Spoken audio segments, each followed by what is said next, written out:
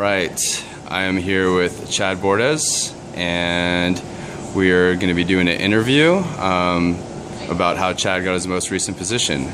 So Chad, if you could tell the audience a little bit about yourself and your most recent position. Sure.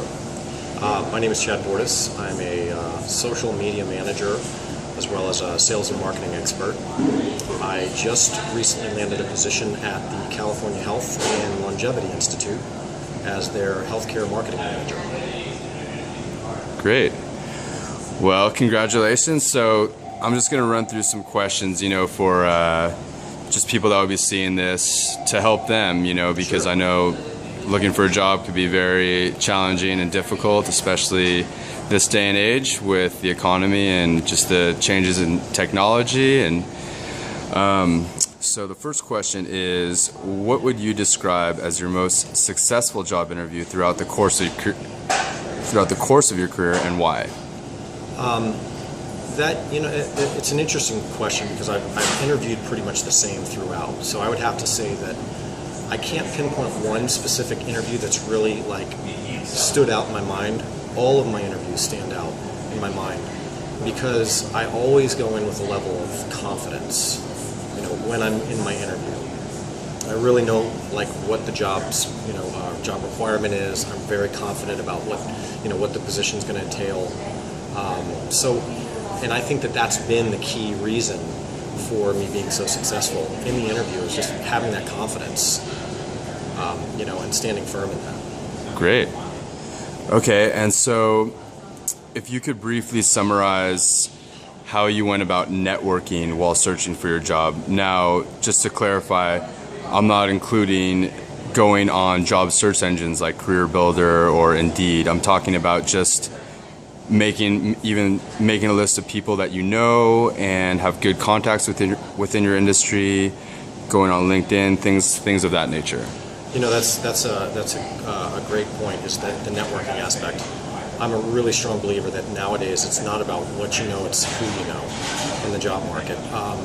I've probably spent countless hours on Craigslist and Career Builder and Monster.com, filling out resumes and adapting my resume and my cover letters to the specs of the position. But I think it's really about figuring out what companies it is that you want to work for, finding out about those companies, and then really, in my honest opinion, leveraging the power of networks like LinkedIn to find out who you might know that could work in that company that could get you an in.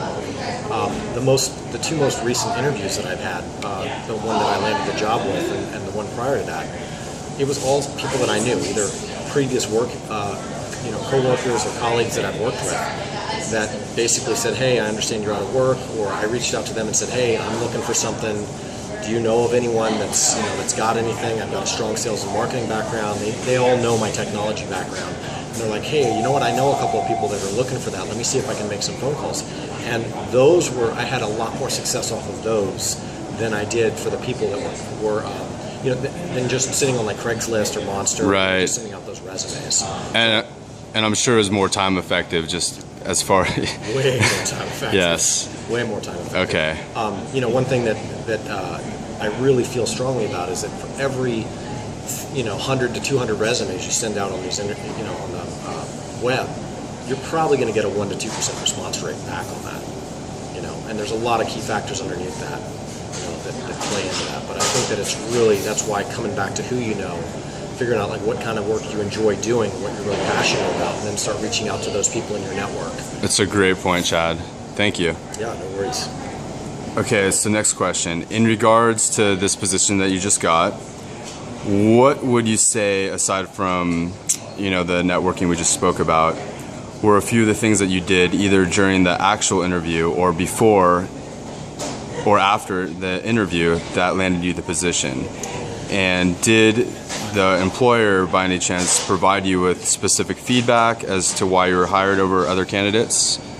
Actually, yeah, they did. The pre-interview, and what I always say about the pre-interview is, once you've got the interview locked in, go in and learn as much about the company as you possibly can. Learn what they do, learn all their business models, everything that they may offer, and then specifically get into what you may be doing within the company. because you want to have a good grasp of going in. You don't want to go into an interview blind and, you're going to be selling dog food and you think that you're going to be selling technology. It's just not, it's not a good fit. So you can almost do like a mini SWOT analysis. I tell people sometimes, like, figure out the strengths, weaknesses, the opportunities, and threats of the company. And it doesn't have to be a lot. It can be like 2 items in each one, just to give you a little bit of a competitive edge when you go into the, to the interview. So it sounds like you know what you're talking about. One of the things from my interview this past Friday that I really focused on was my strengths, my sales and marketing ability, my ability to network. The one thing that really stood out to them, for me, was my ability to have that entrepreneurial spirit. They really appreciated that about me. And I think one of the things that really got me in the door was I had somebody in my corner. Again, the strong networking played a big part of that. I had somebody in my corner that had contacted me and said, hey, we just posted this position on the web. Take a look at it. I think you'd be perfect for this position. So having that, not everybody's going to have that luxury and that opportunity, but she was really batting for me the whole time. And he even made mention of that in the interview. He said, you know what, it was really good to have so-and-so, in your corner because she pre-screened you. We already knew what we were getting into by the time you got to this third interview.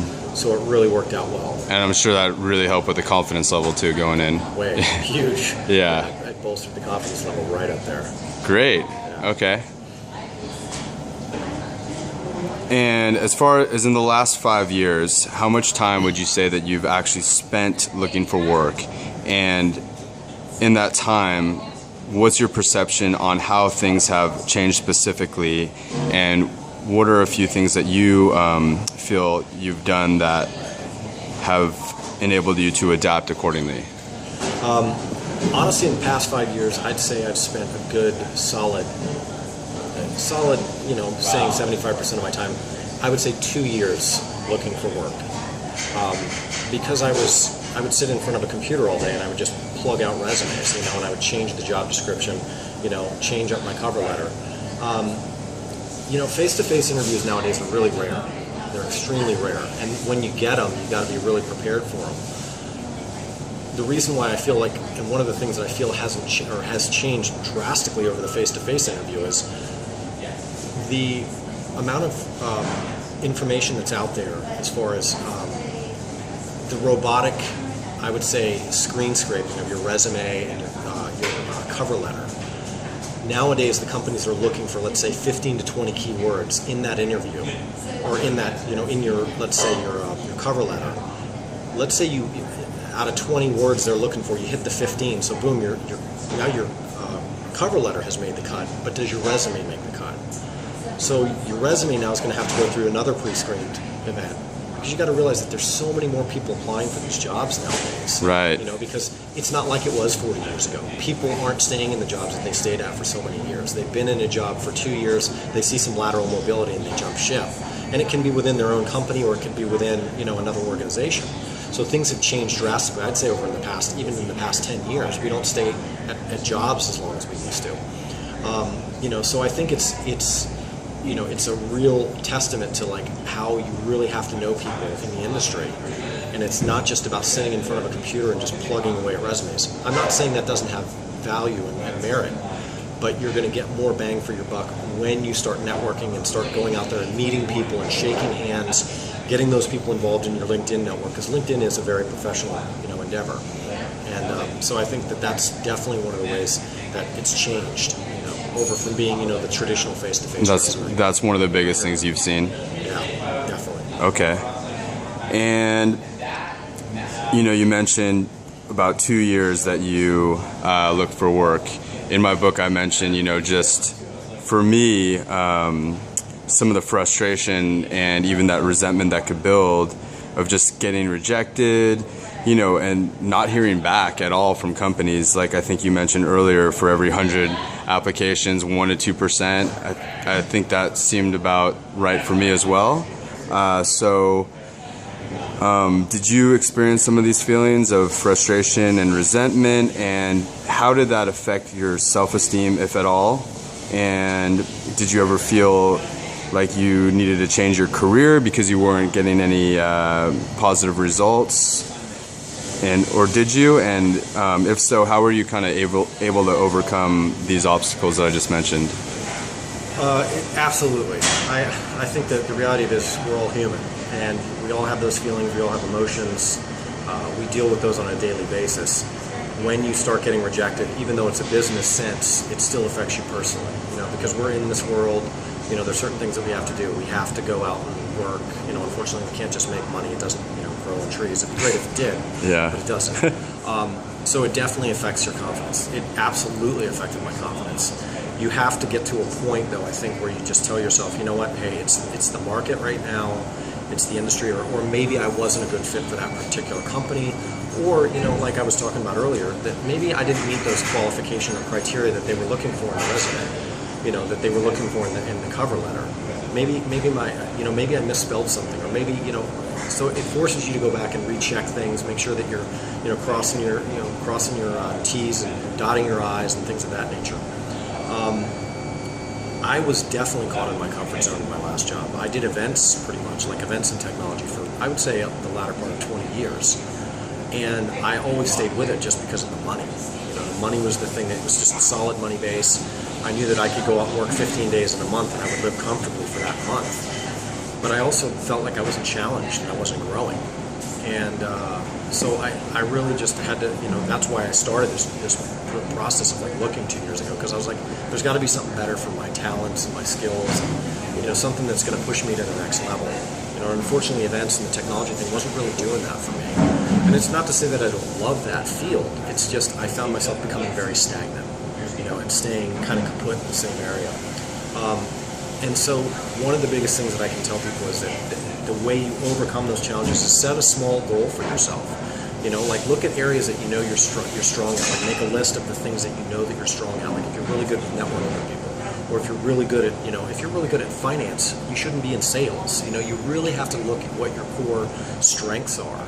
I'm not going to go out and try to be a rocket scientist because that's not my forte. I'm not good at that. Good point.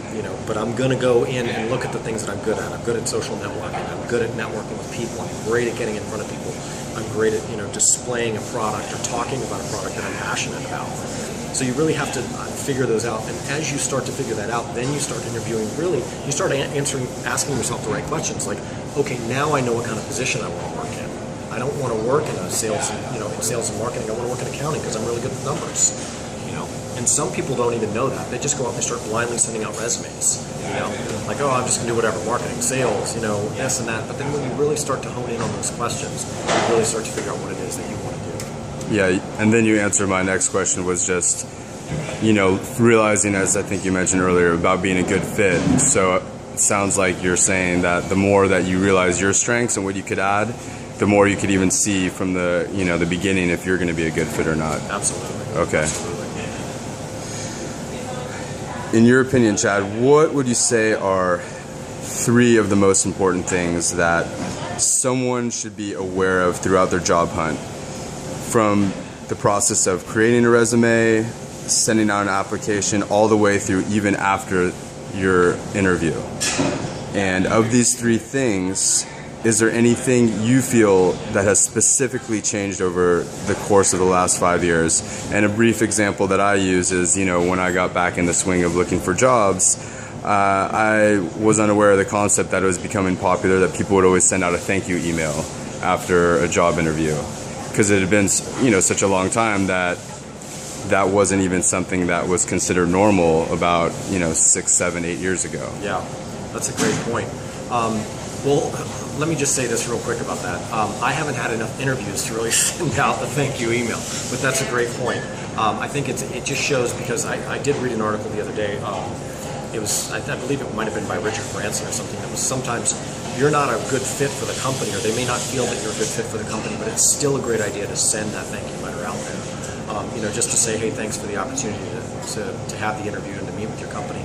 And I do that. I've always done that for companies. It goes along hand in hand with the social media. Like when I get a new follower, I'm always thanking them. Same thing, if they join me on Google Plus or they add me as a follower on Google Plus, I'm thanking them for that. Because I do. I appreciate the fan base, because it's growing my fan base of being able to market my blog, per se. Because when you give appreciation, you get appreciation back, and you'd be surprised at the things that you'll find from that. Now, segueing into your question, I think there's 3 things that I find that tend to be very truthful. Is number one is finding a job. In the process of looking for a job, finding a job is a full-time job. I don't care how you slice it. Yes, you can do it if you're looking. If you're in, let's say you're not in between jobs, but you're at a position and you want to move on to something else. You can do it, but you're going to have to dedicate some time to it. You've got to know what your time dedication is to that. You know, me being out of work, it was a full-time job for me. I mean, it was literally up at 8 o'clock in the morning, sometimes sending out resumes as late as 9 o'clock at night, fielding phone calls, you know, going on some bogus interviews. So that's one thing. The second thing is that it's a numbers game.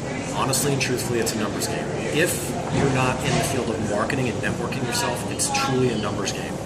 As I mentioned earlier, you send out 100 resumes, 200 resumes, 300 resumes, you're going to be lucky if you get a 1 to 2% response. And it's just because everything has become so mechanized and like drone driven. You know, the computers do everything now. Hiring managers don't have the time to sit and funnel through every resume. So what they're doing is they're setting up key criteria. We need to see these things in a resume.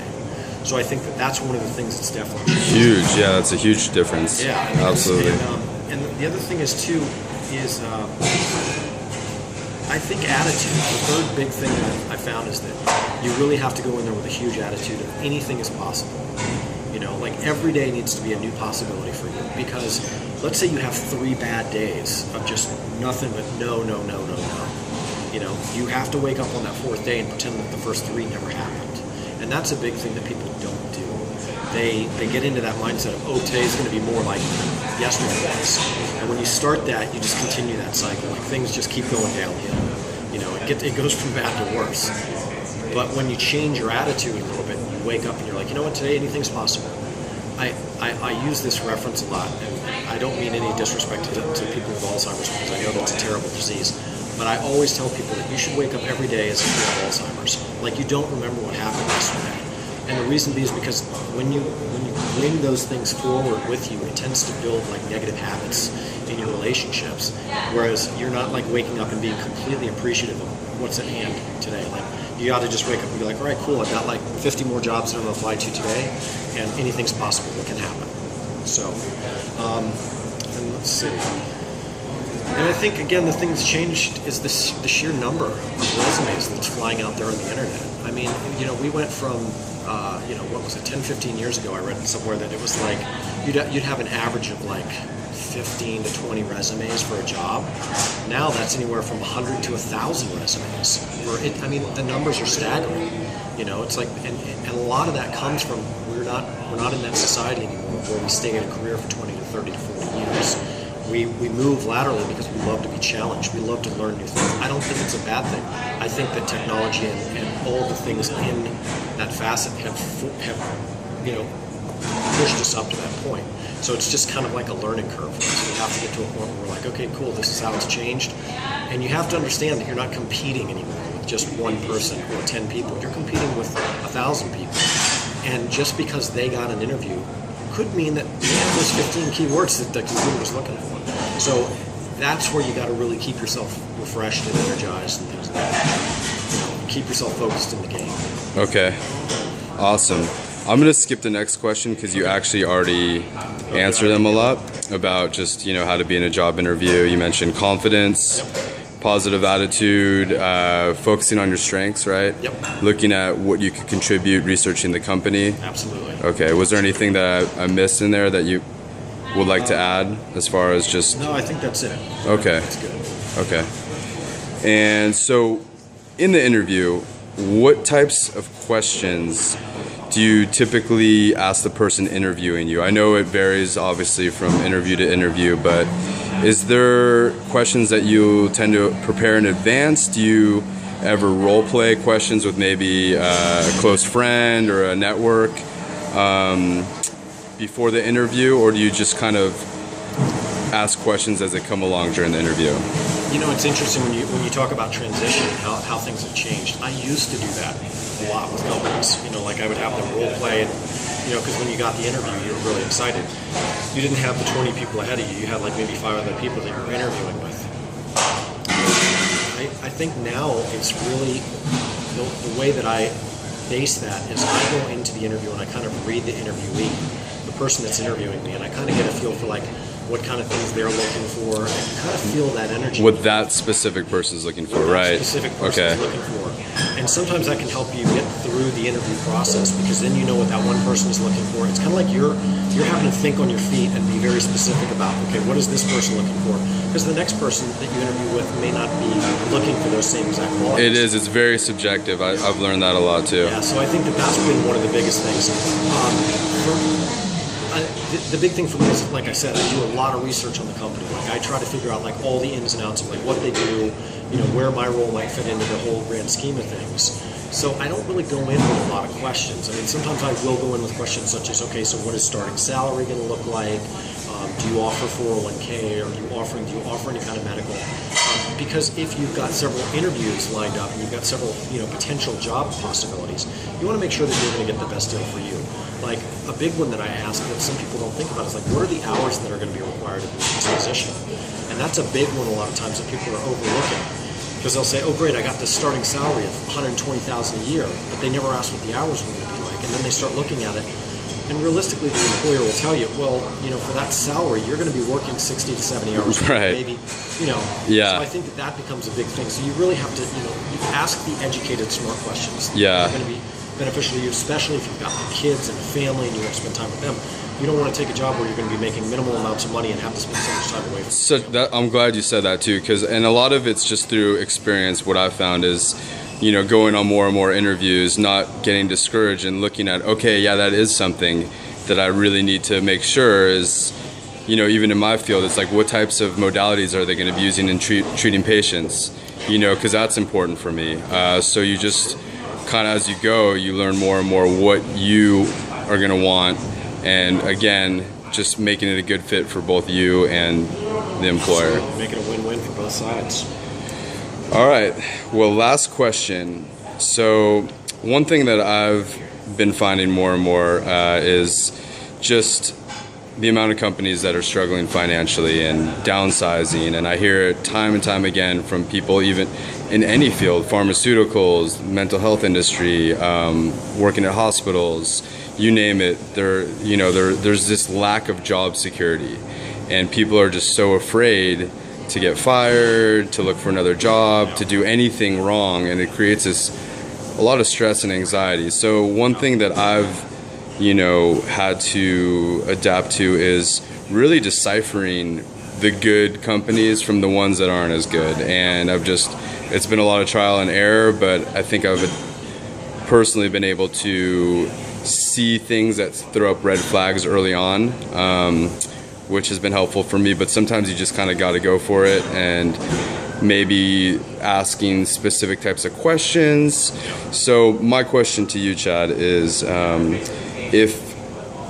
how do you decipher this, maybe before the job, while you're looking for it, which ones are, the better companies from the not so good ones? And if you're still a little bit undecided come interviewing time, is there any types of specific questions you might tend to ask the employer that'll help you decide if the company is a good place to work for?